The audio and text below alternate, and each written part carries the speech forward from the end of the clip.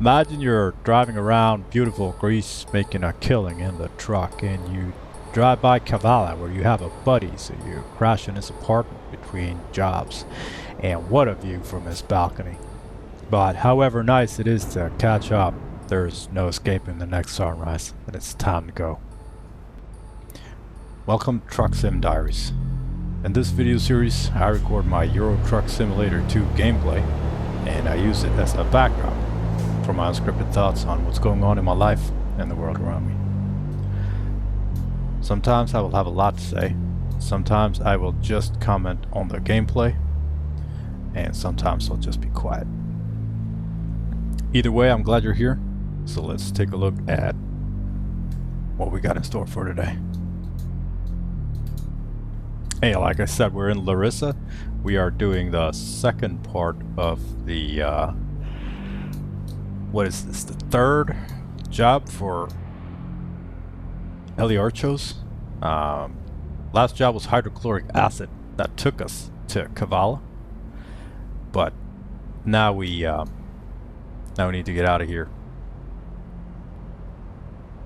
Pick up some pesticides and go back to Kavala. Alright, let's hop in the truck. Alright. Let's go. Let's go. Please make a U-turn when possible.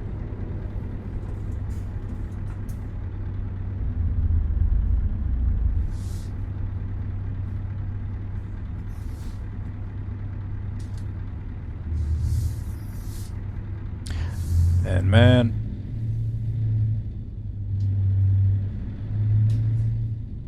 Turn right. I'm having a good day today.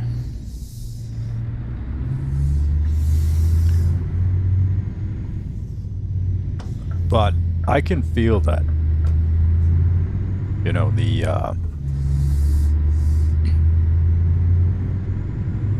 autumn stuff is coming. Like, it is, you know, I've been talking about this last couple episodes, how, you know, how it's easy for me to do stuff when I'm, you know, rested, time off work, it's summer and I'm motivated. I can feel that is, I'm still kind of riding the wave of it, but I can feel that it's coming to a close. You know what I mean? Like, it is getting a little rougher. Not as bad as, you know, it usually is, but yeah, we're getting there for sure. Keep left and then turn left. But since last episode, I went to the truck show and it was Turn fucking left. like, it was something else. It was a 3-hour drive, and unfortunately I couldn't get anyone to come with me. Man, I kind of understand why, but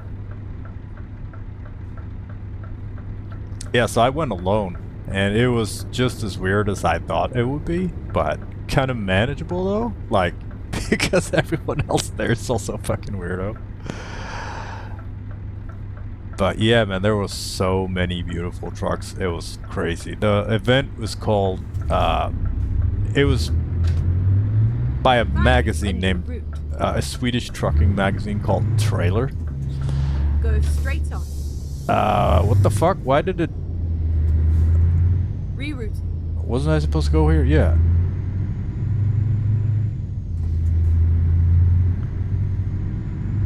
Hold on, I need to pull over and look at the map to see what's going on here.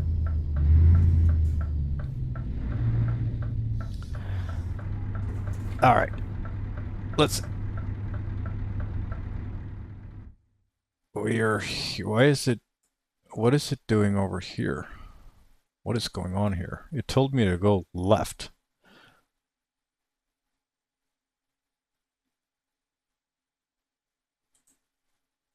Alright, good. We just had a leftover waypoint. So this is where, Thessaloniki, that's where we're gonna pick up our cargo. Time to hit the road. Hey, it's time to hit the road. So yeah, it was a 3-hour drive. I was there early. Because I left at like 6 in the morning from home. And it was a Saturday, so there was literally no traffic at all.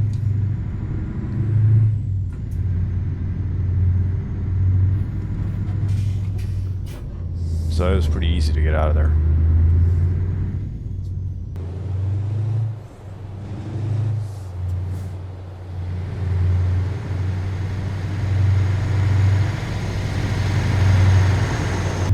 And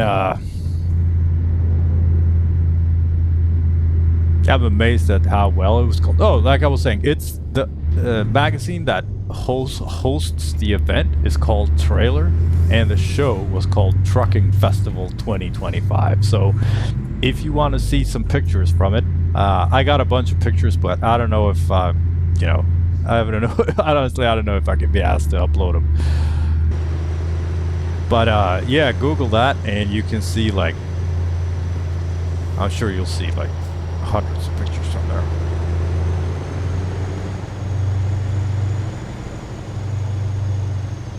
But it was a really well organized event. So I get to the event and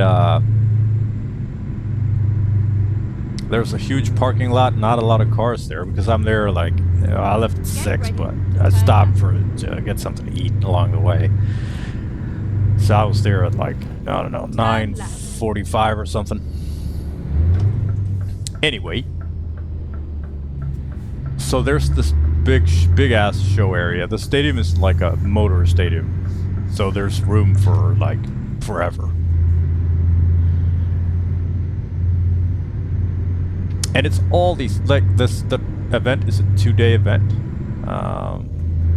And I was there on the Saturday, that was the second day, so the event had already been going on for Friday, but Friday is, I guess, more of a, you know, professional, you know, because all the, like, major manufacturers were there, like, you know, demoing their stuff or whatever. But you get to this show area and it's just an ocean of customized trucks. Like, I don't know what to say. I've never seen anything like it. And I knew, like, I've been looking at pictures of customized trucks forever. It feels like, but I guess it's not that many years, but I've seen so many photos. But, you know, it's just so much, it's just so different when you know, when you see it in real life. Because all the attention to detail is just out of this world on some of these trucks. And there are like different tiers of exhibitors, because it was, man, it was like, must have been thousands of trucks. But it was a couple hundred that were like, you know, masterclass exhibition items.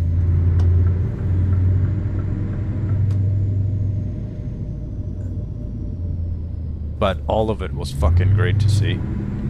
So in the morning, there weren't a lot of people there, so I could kind of, I mean, I wasn't alone or anything, but it was really not hard to, and then turn left. like, find a place to stand to take a look or like walk around. You didn't have to, Turn left. you know, wait or anything. The amount of people increased and the like level of noise, and it really did turn into a festival at like afternoon, because that's when kind of you know, that's when the beers and the popcorn you know, vendors came out, and it turned into this, like, it was this really cool, just, it was a very good vibe on the entire area. Well, except for one, because like, so there's this section, like the whole, almost the whole area is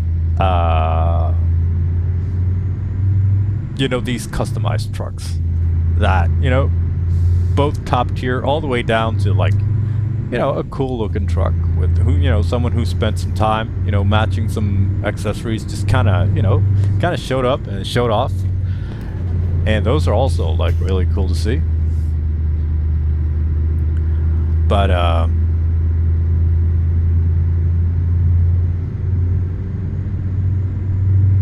so that was like the huge area, and then there's like this cordoned off section that was, it was so very thoroughly separated from like the rest of it, where, where kind of the professional stuff was. That place was so fucking dry, man. Like, I felt like I was at an exhibit at work. It was literally, a 34-year-old guy with a shirt and a padded vest and a clipboard being like, "Hello, sir. Have you set foot in any of our recent electric products lately? Come take a look at our," I was just like, "What? No."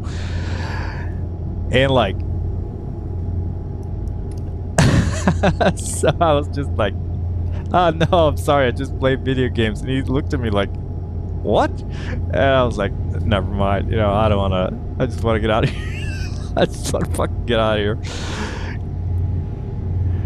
But I feel bad. It's their job, But I also felt a little bad for him. Like, I don't want him to kind of, waste his time on me when he can try to sell his,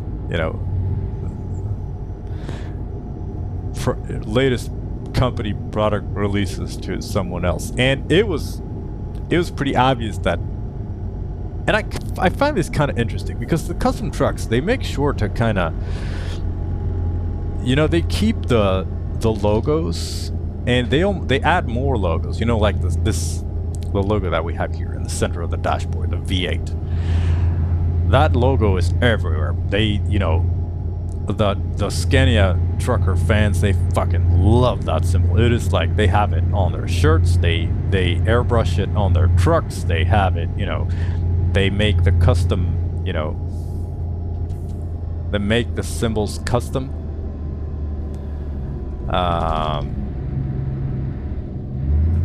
On their trucks, like, it is everywhere. And the Scania logo is also, and Volvo for that matter too. Like, they keep the iconography of the truck very close to heart. But then the relationship to the company itself is pretty cold. Like, Scania is not holding hands with, the Scania sales rep. And I like this because the Scania sales rep is not out there holding hands, like being one with the community or whatever. There's this very, thorough divide between who's like, between the truckers and the companies that make the trucks. And I think it's on both parts because the truck companies don't really have anything to win to try to be down with the kids, and the kids don't have anything to win from having like the adults in the room, if that makes sense. Because like they're gonna customize the trucks to shit anyway, and the company they have their fucking bureaucracy and guidelines they need to adhere to make sure that their product is presented in a whatever.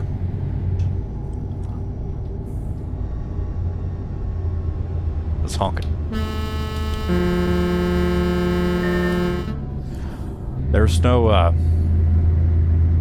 song on this one, unfortunately. I'm gonna see too about fixing that. Anyway, so being in the company part, it was so fucking dry, like, because the other part was so alive and so custom and so organic. Like the official was just, like I said, this guy with this clipboard and this little glass bowl of candies with the little logo on it, like, it's just ridiculous. And I don't even know what they did there on a Saturday. Like, no one gives a fuck on a Saturday. They didn't have anyone to talk to. And like, they had the Palfinger was there, and that makes the cranes and shit. They had like their competitions with whatever, but no one was really there. No one really cared. Everyone was kind of walking, how when you walk into a store and I don't know if you do this, but I do this all the time, where you kind of walk into a store and you feel bad because you're just watching, and then there's a store clerk that's a little too sticky. You know what I mean? And you're like, oh, just let me I can come look. But if you're gonna look at me while I look, I'm just gonna leave. Like, it's not happening. And that was what it was like, because these guys were like, they were doing their job, and their job is to talk to people. So they are going to talk to people no matter if the people want to talk to them or not, because they get paid to, be fucking be fucking annoying.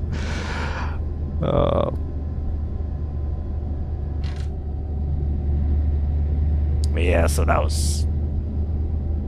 that part of the show was not fun. It was just, that was the only, well, yeah, that's the only place where I felt fucking weird for being there for the reason that I am there, because I just love trucks, and that's pretty much it. I play video games of trucks, and I want to see trucks in real life because the trucks, are cool.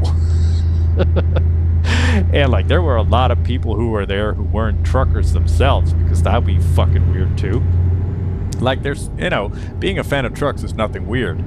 The only thing that I think is weird is my angle on it, because I pretend. So when it comes to real life, this is like really far from real life, so it's a little weird. But at the same time, I'm like, I have a Scania hat that I'm proud to wear, because I like, I like the, it reminds me of this, of sitting here playing the game. It's my favorite pastime. And I kind of bond with the stuff. So even if it's just, even if it's just a game, I still feel some kind of, I guess it's brand loyalty or whatever. I am very inclined to do that with a bunch of stuff in my life. So I'm not surprised that I do this with this too.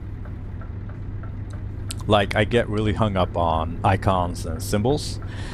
The Griffin, the V8 symbol, the Scania. We don't have the Scania logo anywhere in here, but you know what it looks like.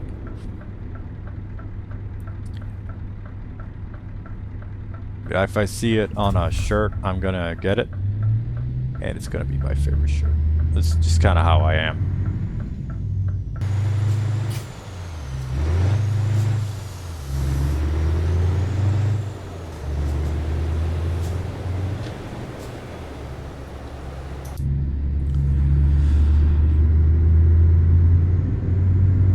But when it comes to talking to the representatives like that, that is just too weird for me. I don't have anything to say. There was one, the Ekiri area. I didn't even go in there because they had, like, it was pretty cool actually. They had 3 trailers, in a U-type formation, and then they had, like, they were kind of go in and talk to them. But what am I going to talk to them about loading? Tell me how a trailer. Like, I have nothing to say. So I walked past it. I was like, yeah, it was weird. This is fucking weird. Everything was just like, everything was just fucking weird about that. But in the exhibition, it was, that was live. That was great. Though most of the guys who were, so the way it works is their trucks are just right there, and they have this. Some of them make, like, a real big effort. Everyone put in a lot of effort on their trucks.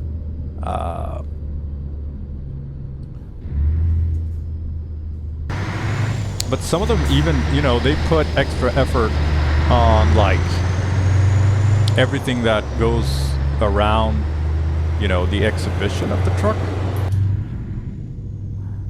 Like, for instance, you're not allowed to step into the truck, obviously, because that'd be, it's a work of art, the interior of all these trucks, because the exterior is part 1 and then the interior is part 2, like, and they're both equally amazing in every way, right? So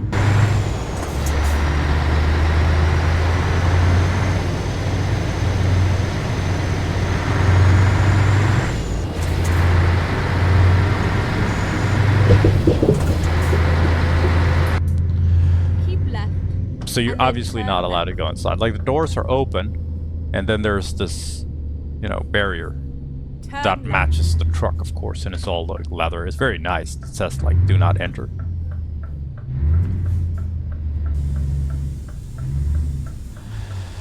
But there's a ladder or a kind of a plateau that you can step up on so that you can look into it because they want you to look. You're just not allowed to touch.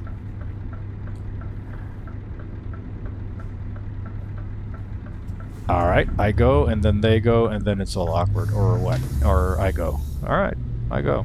Thanks. So you're not allowed to step into the truck, but you can put your phone in there and take some pictures of it.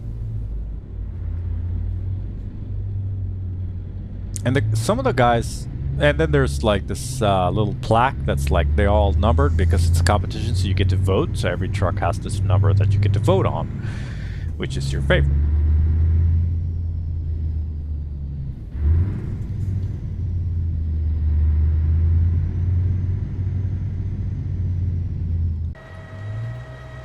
And like some guys are standing by their truck, Finally, we're hit. and some of them are just kind of sitting there, and like it's a little weird because, well, I mean, maybe it's not weird, but they're not really approachable because they're just kind of sitting there looking cool, and it's a little awkward because like it's just a guy.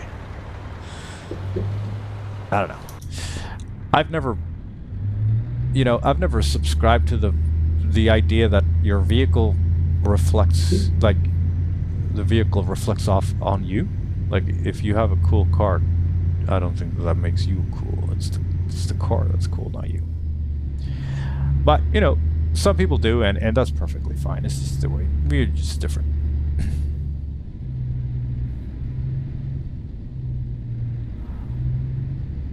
But they're not really, you know.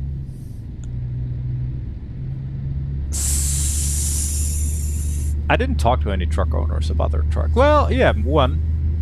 But they're a little. I'll get to them.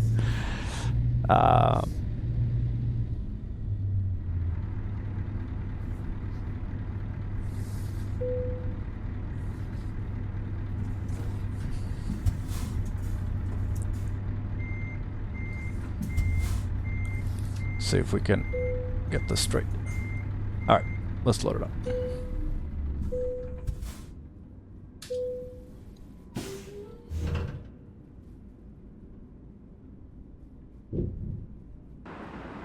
All right, truck is loaded. Time to get the job done. It's time to get the job done.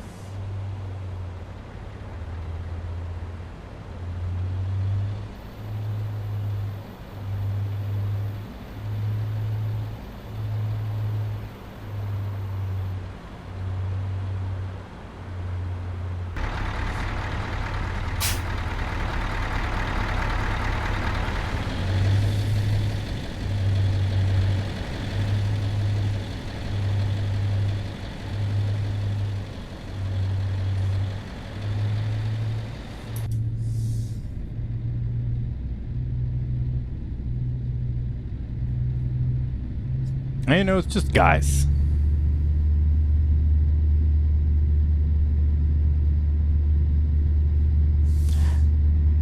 But like, yeah, I don't know, man. I can't say what I would do if it was me. You know, if I was there with my truck, would I want to talk to the people who are eyeing it? I'm not sure, because they clearly didn't. Except for, you know, like I said, except for one. you know, except for one Keep right. specific And then turn crew, right. and that is Malmbergs Åkeri from Visby in Sweden. And they have this whole profile to them that's like, they're like this super chill dudes, and like Turn right. their trucks is just absolutely just top notch. It is, like, whenever I see their trucks, I almost cause an accident every time. They're so good looking trucks. White and purple. Just very much my type of styling. And their attention to detail is just fantastic. It is just top-notch stuff. Like, and they're very talkative, but they have their whole brand to them. So they're like, they talk to you, and then they're like, yeah, and stop by and get the Malmbergs merch and stuff. So it kind of feels like you're talking to a corporation a little bit, because, but they're fucking great guys, all of them. It's just a little too professional, you know?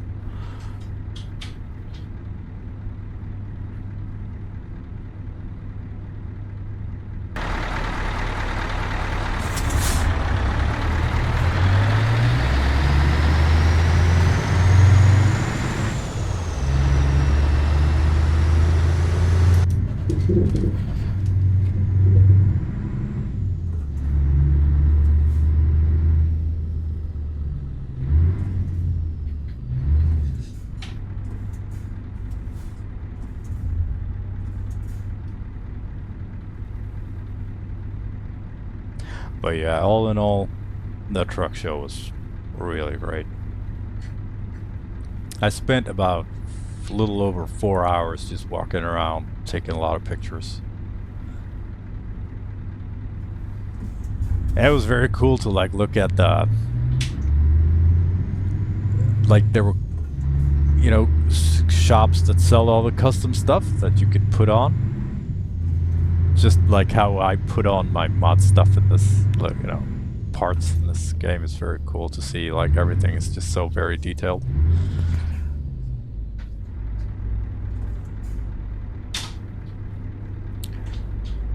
And details are like,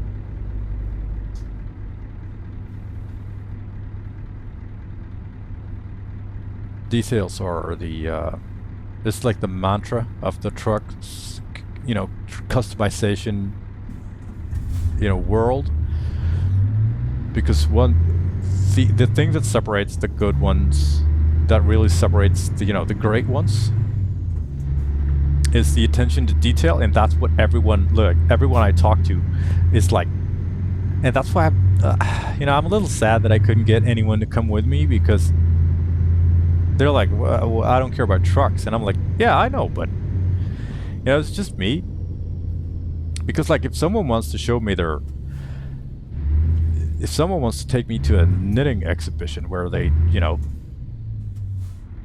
I'm just picking something that I am absolutely not interested in the least. Like, I could not care less about knitting if I tried. I don't like it. I don't very much care for the knitted clothes. I've never had a knitted, you know, anything in my life. But still, if you were like, hey, you want to come see the, like, the best fucking knitters in the country show off their stuff, like, yeah, fuck, man, let's go, because I love seeing, you know. Go straight on. And when I show pictures of these trucks, it's like everyone is like, oh, like, I could, they're not, well, maybe they are just nice to me because I'm holding up pictures I took of the trucks. And I'm like, I'm gonna leave that. You be the judge of that, because I don't know. They're just being nice to me. No, but I mean, everyone says the same thing. Like the attention to detail is so very high in the truck customization community, and it's just so awesome to see, like, Keep right. the lengths right. they go to get some details right. Basically remaking Turn parts from scratch, and that's not even you know, that's not even weird.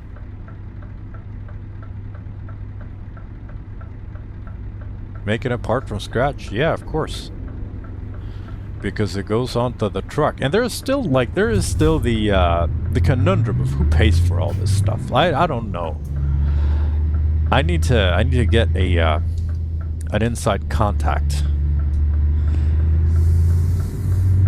Because it's the companies well, I guess for the most part it's one person or a couple people company, and they customize their own trucks because it's fucking cool. But like sometimes I see I see people who I see them hiring, and they use the truck as like the truck is the focus of the to hire ad. Like they're like this, this setup is looking for a driver, and I guess that's a good way to like, get drivers and keep drivers if you can give them a really nice truck to drive, or because that's how I would fucking like to get into it. Like, would I want to be a trucker? Man, I don't know. Would I like to be a trucker if I could drive this very truck here or something like it? Man, Keep left and then turn left. bitch, I might. I'm not gonna do that, Turn left. but I might.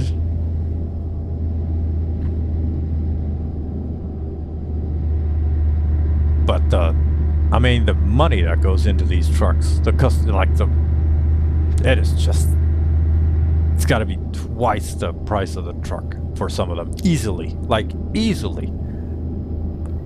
because the trucks themselves aren't that fucking expensive. But this customization, you to airbrush a truck and its whole body and the trailer. Yes, you either got to find someone that really loves airbrushing, because, well, maybe that's the only place where airbrushers can work is trucks. I don't know. It's fucking cool either way. And I'm definitely going next year. I'm gonna force someone to come with me though, because it's also after 4 hours, I was walking around there and I was like, all right, I've seen everything, and I've seen like the favorite ones, twice. The Malmbergs and the Slavica, I've seen those 3 times because they were the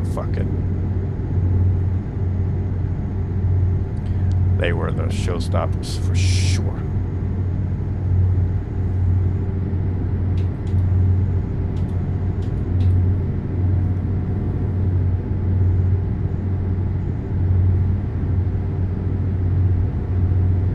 But like, I think if I would have had some company, maybe the shared experience would be a little bit better. To like talk about, like point out the things that you like the most, because it was like I was looking at it and then I'm like, okay, here I am looking at this, and click, I take a picture of it, and then what? Like, bye. I don't know. Like I said, it was a little weird, but it was a lot of fun. And then it was like, oh, because like, and then I just call it. I'm like, now it's time to go home. And then I just walk to my car and drive off. And I'm used to, that was also weird to me, because normally I don't do this kind of stuff. And especially not alone. Like twofold weird. I don't do this kind of stuff. And I don't do it by myself.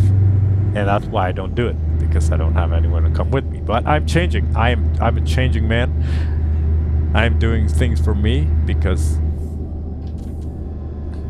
I deserve good things. But like, I guess that's it. You just come to a point where it's like, well, now it's time to go home. And maybe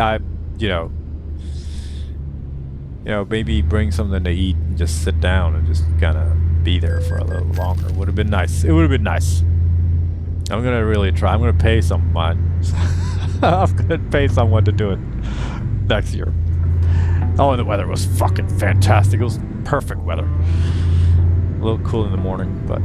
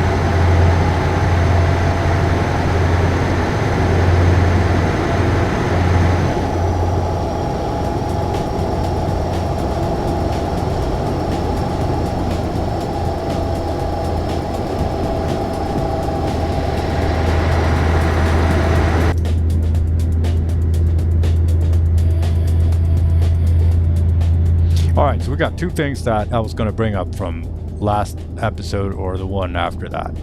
And one of them is a viewer question. And it is Captain Arianus 824. I think that's how you pronounce it. CPT Arianus 824. And he asks, have you ever thought of expanding the map with ProMods and ProMods Middle East? And the answer is yes, I have. I am currently running ProMods. You can't tell because I'm mostly driving in Greece where ProMods doesn't really, change anything. And I tried ProMods Middle East, and honestly, it's cool. Like, it's really cool. But I need to find the right, I need to find the right way to play it. If you don't know, ProMods Middle East adds, Middle East. So it's parts of Syria, Israel, I think even Iraq. No, not Iraq. It's something else. But it's Syria, Israel, and what is that? Palestine, whatever. And like driving, the quality is like top notch. Of course, ProMods, if you don't know, it just adds more to the map, and it looks, in some places, it looks even better than what the developers of the game do themselves. Though their latest couple of creations have been, something else. However, and I tried, delivering some stuff to Israel, and just driving through, driving with this truck or the other one, on these dirt roads with like burning tanks and military checkpoints and shit, it just felt not, not really believable, because I don't know if,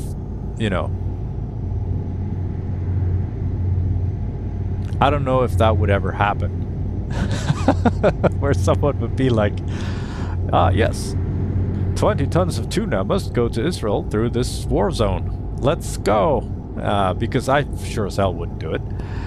Maybe if I did it with, medical supplies sometimes. I haven't dropped the idea completely. I just thought it felt a little weird.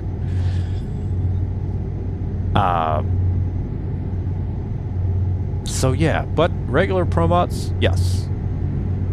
Absolutely. I've used ProMods since I don't think I've ever played Euro Truck Simulator without it. It's mostly like smaller roads, like side roads, adds, more fluff or fill to an area. And you can't tell because it's all seamless, because they keep the standard the same as the game, so it's just more map to drive on, more roads, more. I think most parts, we have been driving in Turkey, and I think a lot of those parts are ProMods. Anyway, they are doing a fantastic job. It's going to be really interesting to see, like, I sound like a broken record, but SCS Software, the developers of this game, they have been pushing the latest. They've been like in the last couple of days, it's been crazy how much they're talking about. They're talking about and showing Nordic Horizons, which is going to add, Sweden, and they're remaking Sweden, like the Nordic countries, Sweden, Norway, Denmark, Finland, and like they're pushing it even more than they pushed Greece. I think, like when I say pushing, I mean how much they tease it and show previews and clips and stuff. They haven't set a date on when they're going to release it. And I don't know, hopefully they won't, because I hope that they just kind of, out of the blue one day, just release it. But we'll see. I lost my train of thought here. Where was I going with this? Oh, ProMods, yeah. So, what happens is that whenever the game updates, ProMods stops working because they need time to, you know, connect whatever changes back to their whatever. And we'll kind of see what, you know, Nordic Horizons does to ProMods, because ProMods has added most of northern Sweden, Norway, and Finland already. However, it is really showing its age, like it's old stuff, and I know that they know that SCS Software have been working on an update for it, so they're obviously not going to update it themselves, because that would be a waste of, you know, waste of time.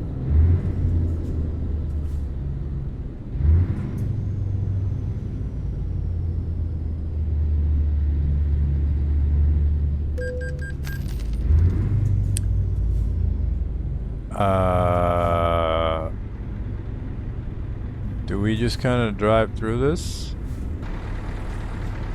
Oh, and just like that, we go.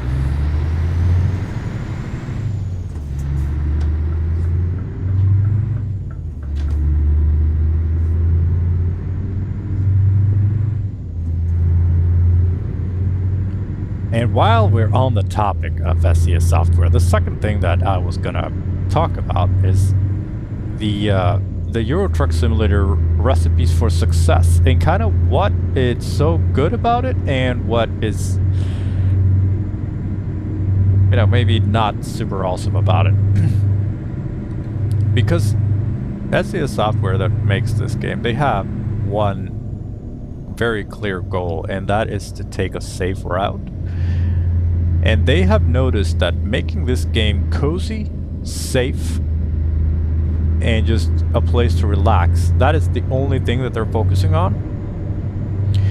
What's good about that is that they're just keeping, you know, they're just making more of the same. And for the most part, I am very happy with that. So overall, I am very glad that they're not making any gigantic changes. You know, to the core gameplay, they're just add more maps. It's pretty much all we need. Like, I just want to do more of the same. I just want to do more of this.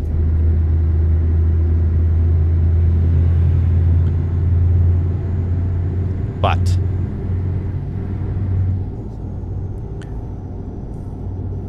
like, because they're so safe, we're missing out on a couple things that could be really cool. For instance, like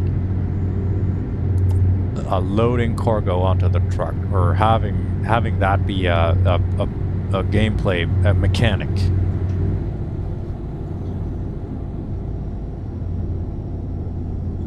Having a challenging, you know, having a challenging experience is not what this game is about. And they're losing a lot of players.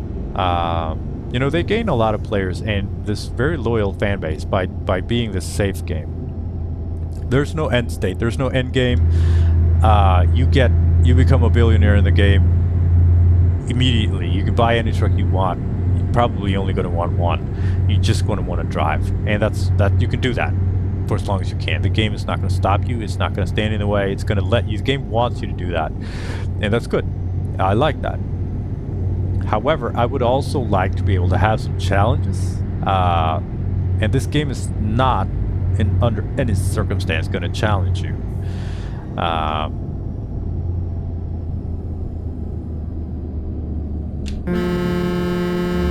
They released a driving academy that's like a separate part of the game where you can park really difficult, you know. Alright. But it's not core gameplay mechanic change. That is a completely separated circuit.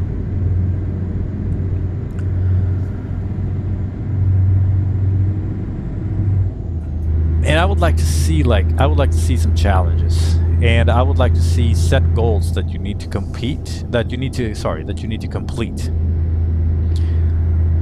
Like, for instance,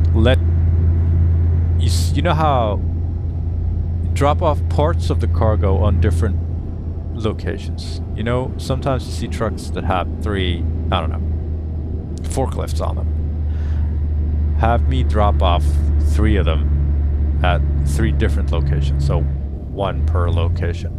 And let that matter, like economically. Let me see a progress bar.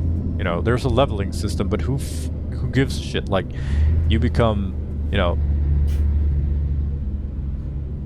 economically independent in your truck simulator. That is the easiest thing you're ever going to do. You don't have to do anything. The game wants you to succeed. It's because that's not what the game is about. The game is not about, you know, challenging, you know, losing something. You can't lose anything. You know, we don't even have damage. I don't want damage, but yeah. But if we did, it would be a completely different game. It would be a completely different developer. And a part of me, like, I'm a little torn on this, because if I could have any of these changes at the cost of changes, you know, something else also changing, would I take it? I don't know.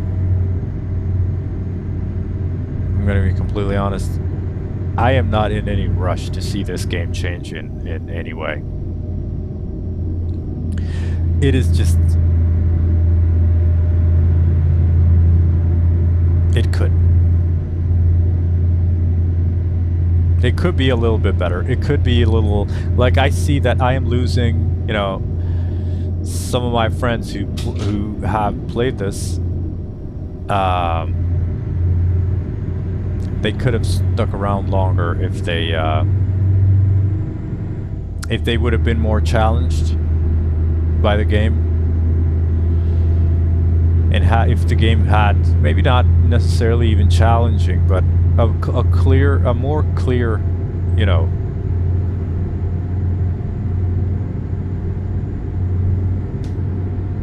goal. Because at the end of the day, you come to a point where it just doesn't matter. You know, what are we hauling? Who cares? You know, I build this little, you know, I roleplay a lot of stuff because I think it's fun. It adds to my experience, you know. Hopefully it adds to the viewing experience too. I don't know. It's a little corny, I know that, but, you know, it's fun. I'm having fun doing it. Plus, like, having this contracts that we're doing, it gives me a little more meaning to everything. And I think that's one of the things that I want for Euro Truck Simulator. That's a change that I would like to see. You know, some more meaning to what cargo I am going to take, why, when, and where. But I can, you know, I can roleplay that stuff myself, so I don't really, you know, I don't know. I don't really need, you know, I don't really need a big change or anything.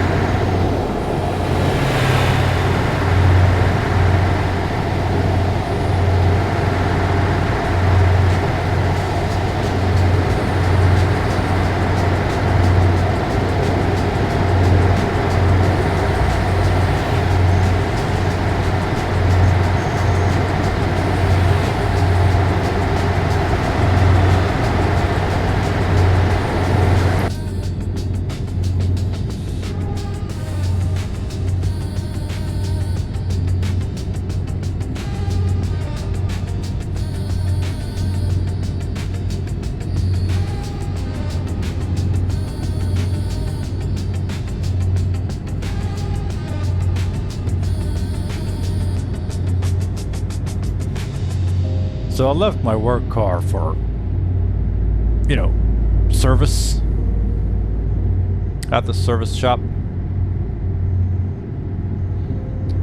And these mechanics Keep left. who like work on cars,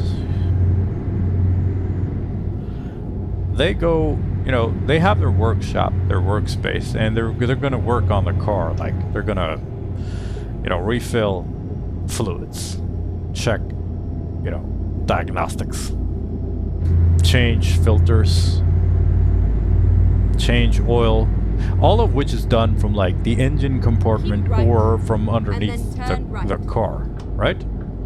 Right? Turn right. So, because why the fuck do they change the seat settings Keep every right. time? They then drive the turn car, right. what, 6 meters from the where I drop it off into their... Turn right.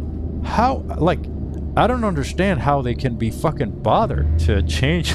Like, what the Whoa. fuck? Or do they These just do it minds to speak. fuck with you? Like, they don't, and we're not, you know, they're not 1.5 meters tall or anything like that. Or 2.5 meters for that Caution. matter. Please watch the You know, they're speed. normal. The changes aren't big. It's just a little bit. Yeah.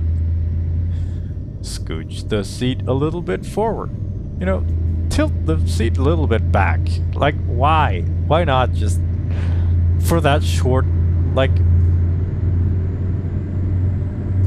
I don't understand why they do this. If it was me, I couldn't be fucking bothered to find my seating position if I'm gonna drive the car for less than 30 seconds.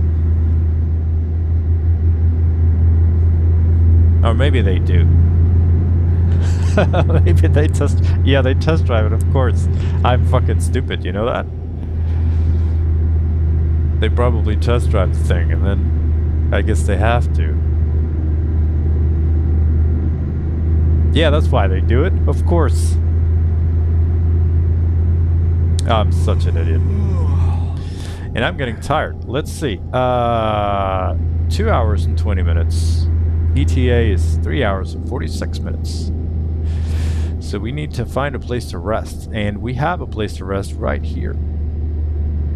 But I missed the exit.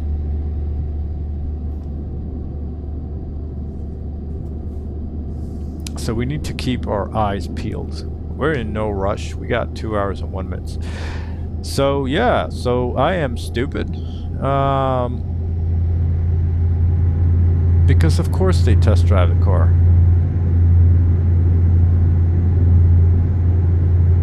Because they don't want me to pick up the car and the car goes ding ding ding ding ding.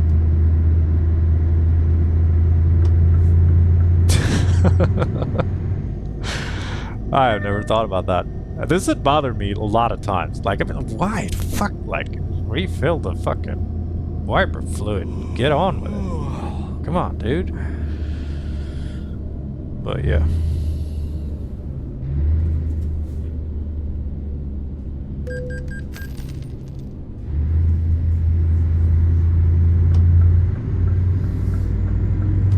We were doing okay on fuel here, and then this, we are at 31.5, so it's okay.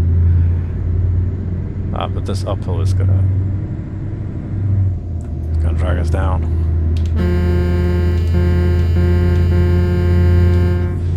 Kind of like the horns, the dual tone.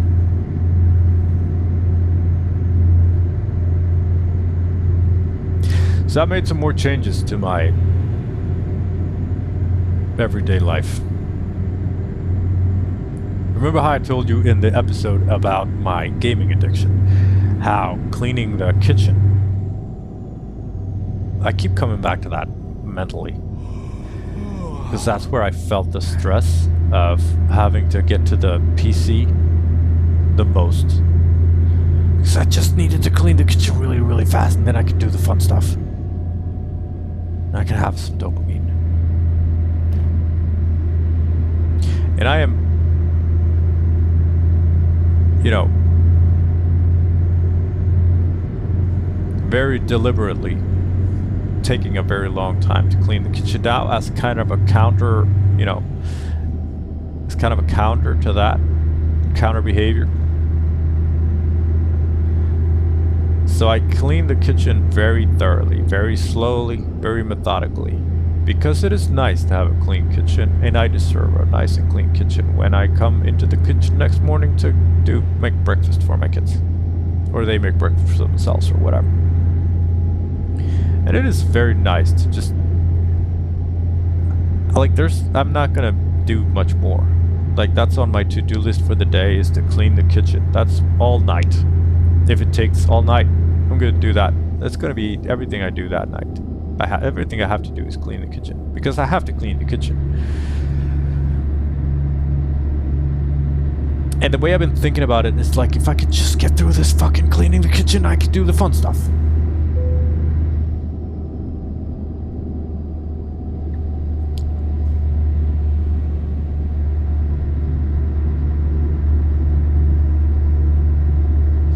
I'm gonna need to pull over and look at the map. We are getting into crisis mode. We only have 1 hour left, and I need to rest.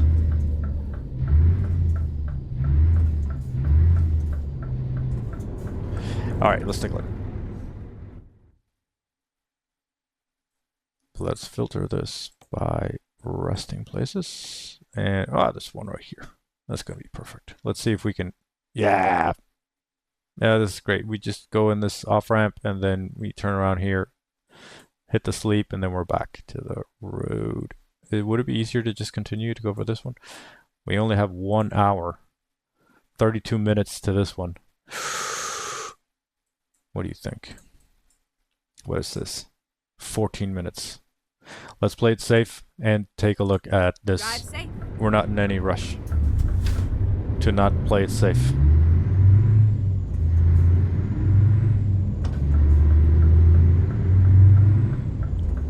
Oh, dude, don't. Oh, what are they doing? Everything just... I bet you he was looking at my truck. Keep right, and then exit right. Did you see that red trailer that sped off in the distance? That was the red one here. I think that's the food market that we Istanbul food market. Keep right, and then is it turn not? right. No, it was something else. Sorry. Turn right. What was I talking about? Oh, the kitchen, and me cleaning my cleaning my kitchen. As if this would have been boring, you would have already left. So I'm cleaning my kitchen thoroughly, and I find much enjoyment of it because I get to do this task that gets to take a long time, and it gives me, gives me something to do, right, and then turn and it right. gives me a cleaner kitchen. So it's a win-win. Turn right. But also, I made a deal with myself that every day I'm going to, after I clean the kitchen, I'm going to clean one bonus surface. Like a drawer, or, the surface above the kitchen fan, or, vacuum the floor, or like something that I wouldn't normally do. But normally I would save it until like one, big, like clean the entire kitchen or something like that. Because every day I get one more, drawer sorted. I get one more, I get a cleaner floor. So at the end of the, I don't have an unlimited supply of space, surfaces. So, just give it time and every surface is going to get cleaned. And it only takes me like an extra 20 minutes or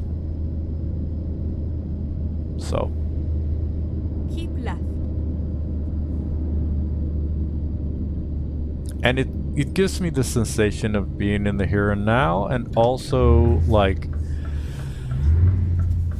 you know, doing something for future me. Because I try to be, you know, I try to make the difference between who I am and who I want to be as small as possible, which means that future me is going to be, you know, future me is going to be a good guy. So future me deserves clean kitchen drawers, sorted, you know.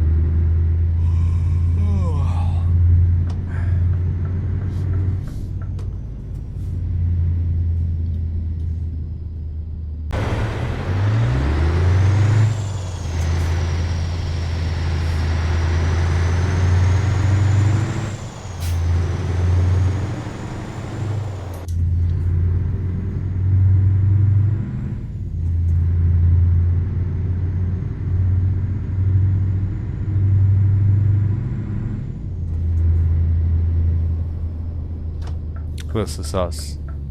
Finally.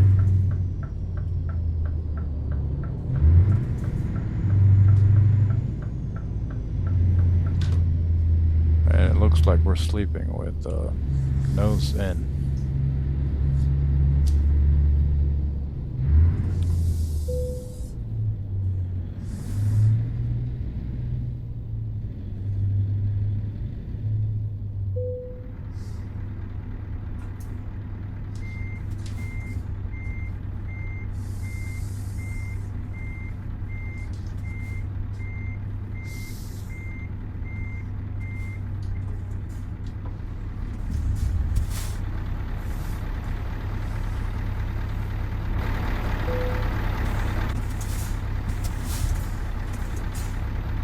Funny, the markings aren't showing in the rear view mirror.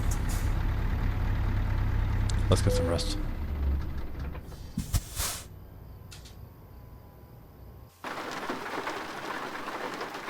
Yo. Rain.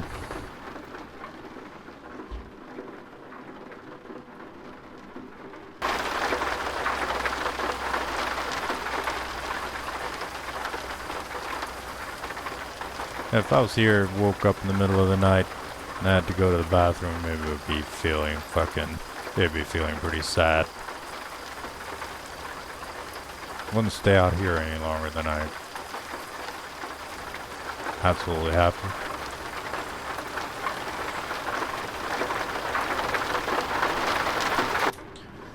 Alright. Let's get the second section of rest.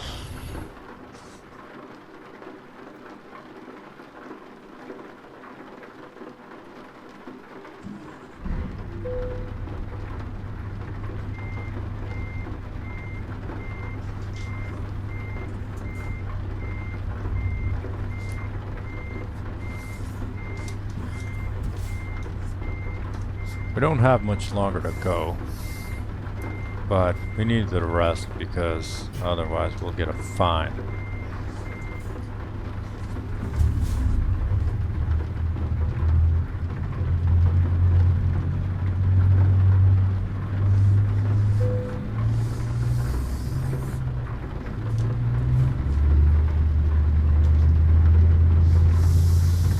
So this was Corinth, huh?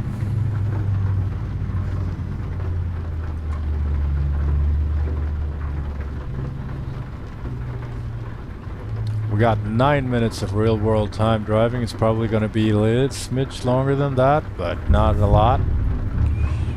For 182 kilometers of in-game distance.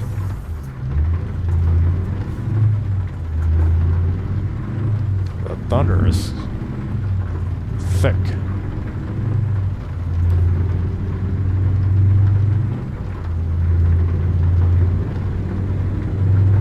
Let's see what else we got.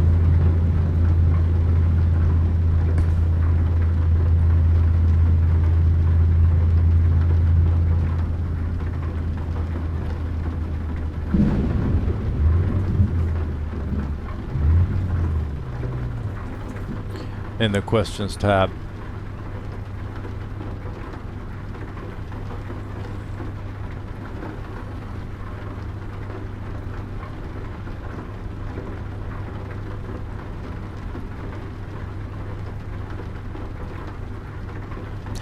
Oh, here's a good one. What is something you will never apologize for? And this is a kind of a new insight for me, but something that I will never apologize for is me having to preserve my energy for whatever I want.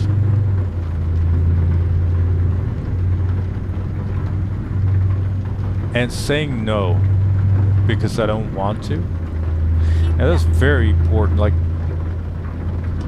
oh shit. Let's see if I can. Oh, come on. You either. Well, we'll do it this way then.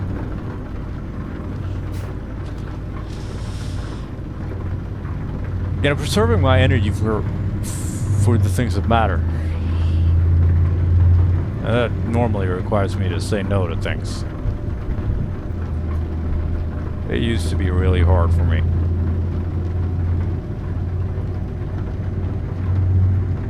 I used to say yes because I felt I had to.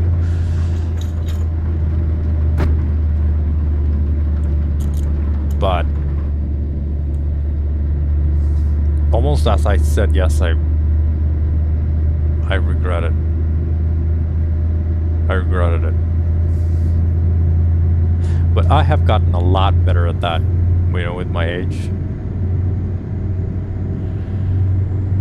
Life is too short to say yes to stupid things.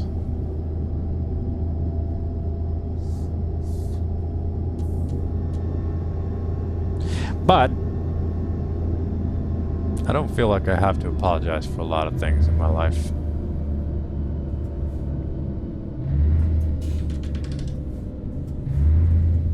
Thankfully.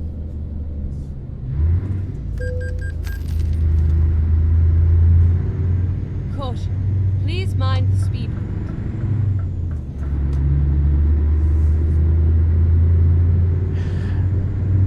Alright, next question. How did you start playing your favorite game? And maybe I haven't told you this.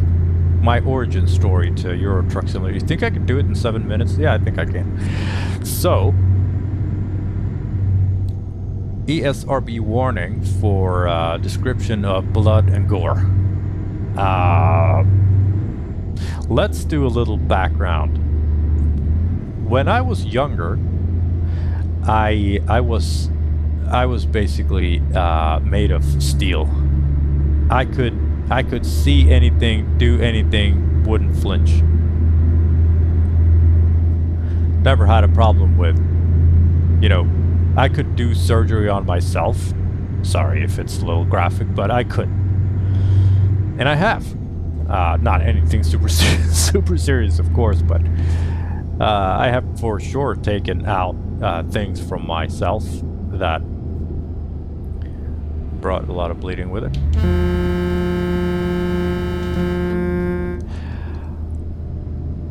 And see other people get hurt, be in pain, bleed, you know,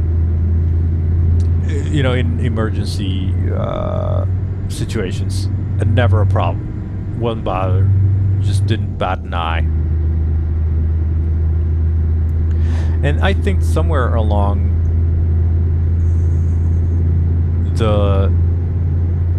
somewhere in between me turning 30 and me having children, I turned into a wuss. Because I went from this man of steel into a fainter. So, like, first time I experienced this was when I was stripping some cables with my brand new cable stripping knife. And I was stupid because I really wanted to try it, so I went and got some old piece of cable and I tried it out, and I cut myself in my finger down to the bone. And I was like, logically at the time, I was like, oh, I know what has happened. I have cut myself. Now I am in the phase of shock, and there's not going to be any blood, and then in a couple seconds there's going to be a lot of blood. It's logically, like, I knew very well what was going on.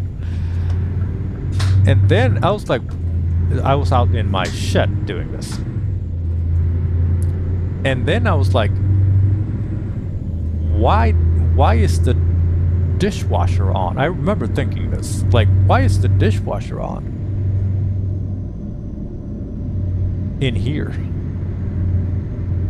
And I'm like, hold on. I don't have a dishwasher in here. And it was the sound of my ears, you know, ringing or whatever. Because I was passing out. And I was like, this was brand new to me. And I was like, holy shit. And then, so I had to sit down and kind of collect. And I was like, I need to sit down and really write right now. And I need to take care of my wound. Like, so I don't, you know. I figured that out, you know, wrapped it up. And then I was like, all right. And I could drive myself to the hospital, get stitched up, wasn't a problem. And then another year passes or so, and I'm out with my daughter, and she has a fever, but she really wanted to go for a fire in the woods and some hot chocolate. And I was like, yeah, I can do that. I can take her in a... Long story short, I put my axe... I was very much hurrying it up. I wasn't well either. Please watch the speed limit. So I also had a fever. No, wait, she was fine. I had a fever, right? But I was like, yeah, man, I can make a fire, make some chocolate, and then we'll go home. It'll be fine.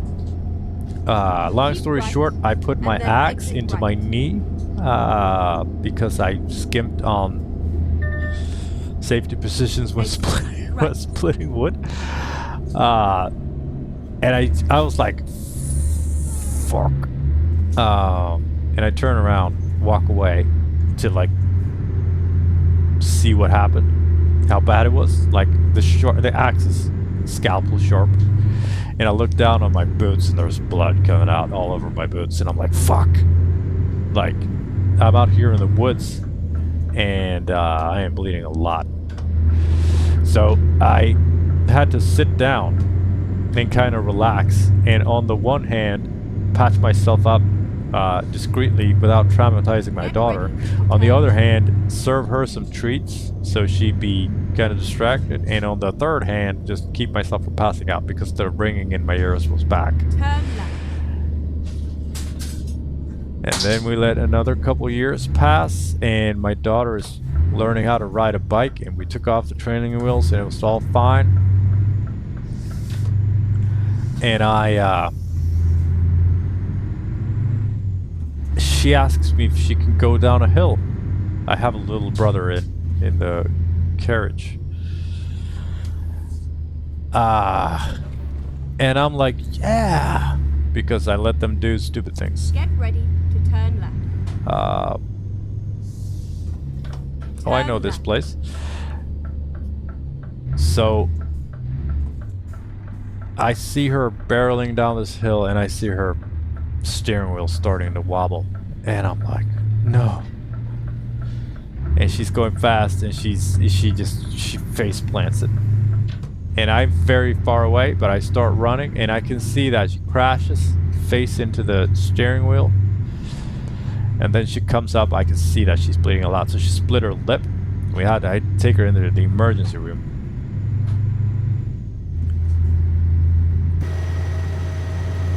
And they had to patch her up. So I didn't pass out then because I was like in this mode of, you know, this crisis mode. I don't know. Because I was like, I remember this so vividly. Looking into her broken lip, like there was a lot of blood. And I remember thinking like, I hope I don't hear the dishwasher now, you know? And I didn't, because I was like, we get into the car, you know, and we take off. And she holds this, and she's like, you know, whatever. And I go to the emergency room, park the car, bring both kids inside, take, you know, and then you get to the emergency room, you take a number, and you're like, there's blood. Turn right. But anyway.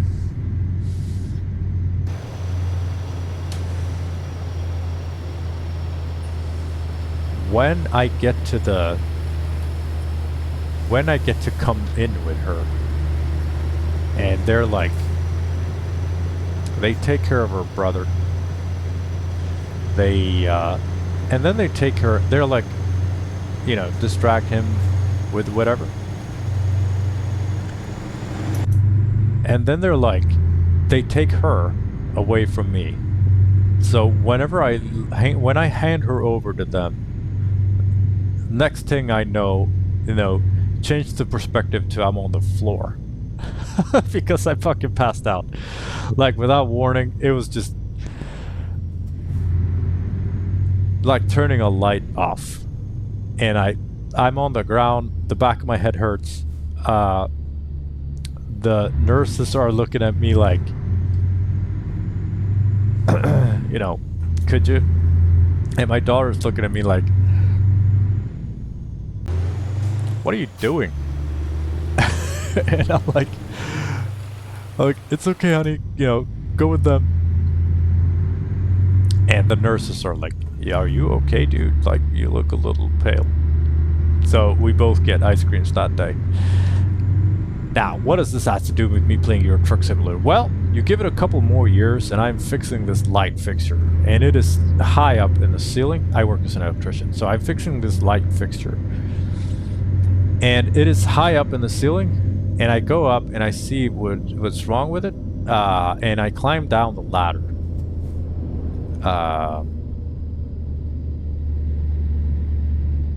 Get ready. And when I get down, in the corner of my eye, I see something right. falling. And it's a pretty big light. So I see this light fixture falling. Hold on, I need to erase it.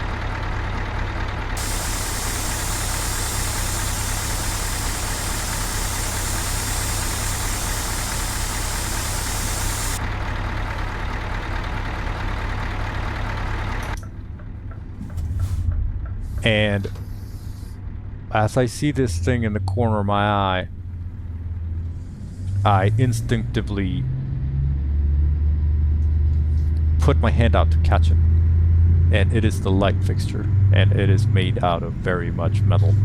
So this thing cuts into my arm very, very deep, like the most amount of blood I've ever bled.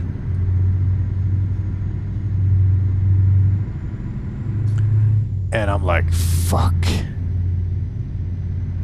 Thankfully, I've got a coworker of sorts with me, or the building technician. Right. And I'm like, right.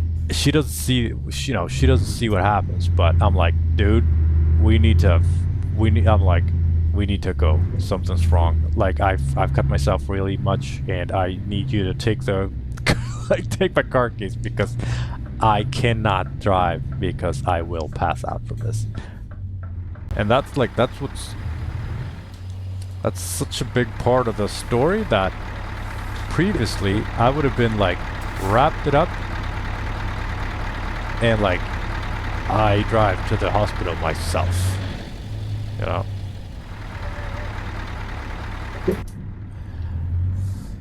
But since then, I have matured, and I now know well, first of all, I now have limitations, and I also know them. Anyway, we get to the hospital. Thankfully, she drives me. Everything's fine. They stitch it up, but then I'm left with this, you know, arm that's all fucked up, and it's gonna be like, I'm off for 2 weeks, I think, and the arm just, you know, it's bad, so I need to rest.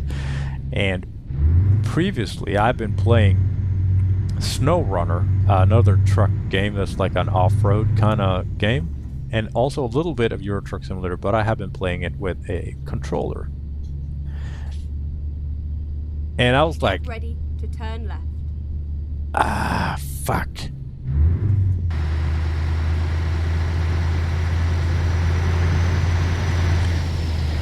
Like, I am thoroughly feeling sorry for myself. Because when I try to play, obviously I can't do anything. Like I can't do anything around the house. I can't cook. I can't clean. My only purpose is to, you know, sit still and get better.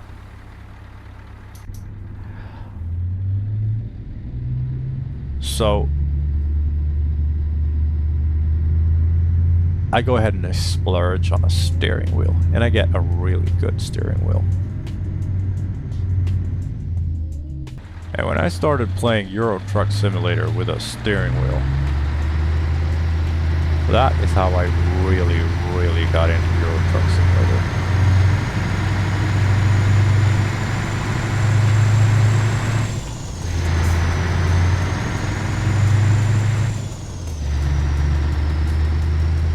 And it was like something, you know, Get ready to turn right. it was like something clicked.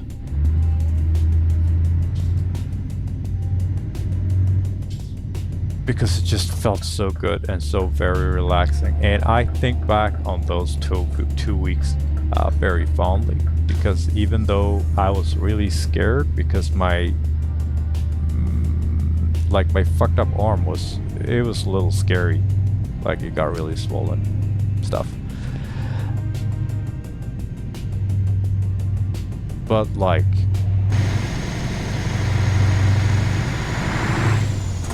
besides that, it was great. Just being home, playing Euro Truck Simulator, just falling in love with it.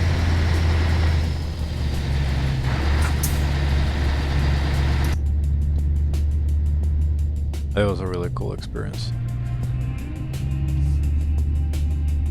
And ever since then, it's been my go-to, you know. It's all over now. We are delivering this pesticide to the same spot as last time.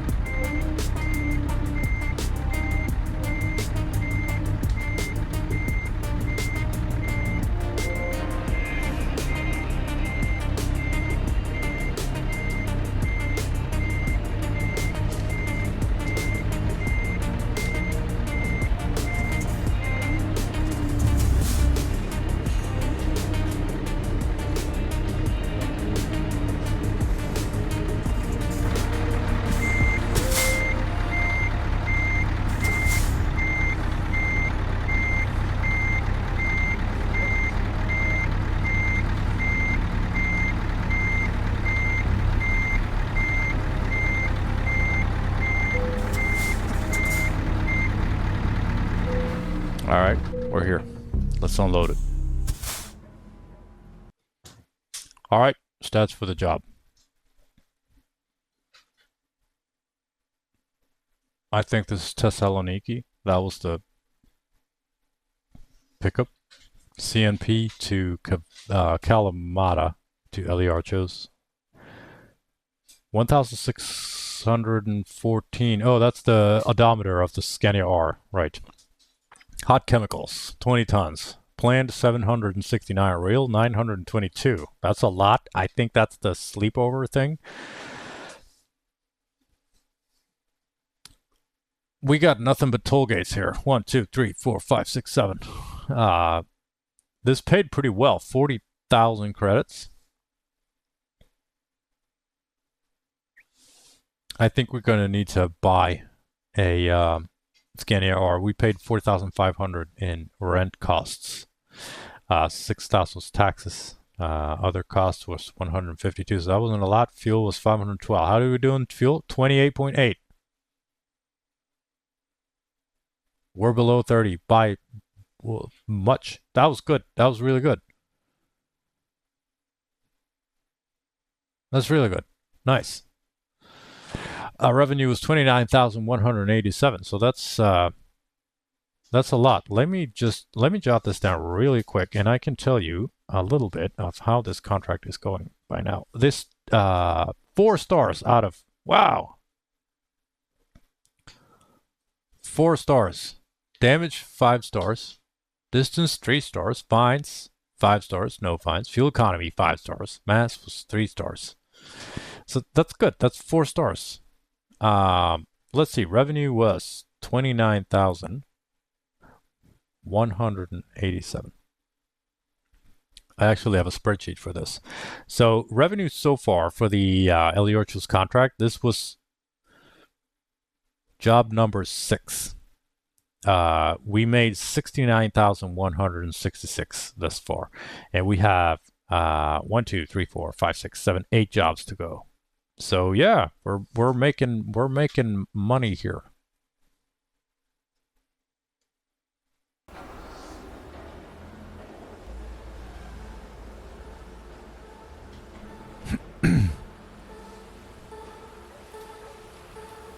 Thank you for taking that time with this.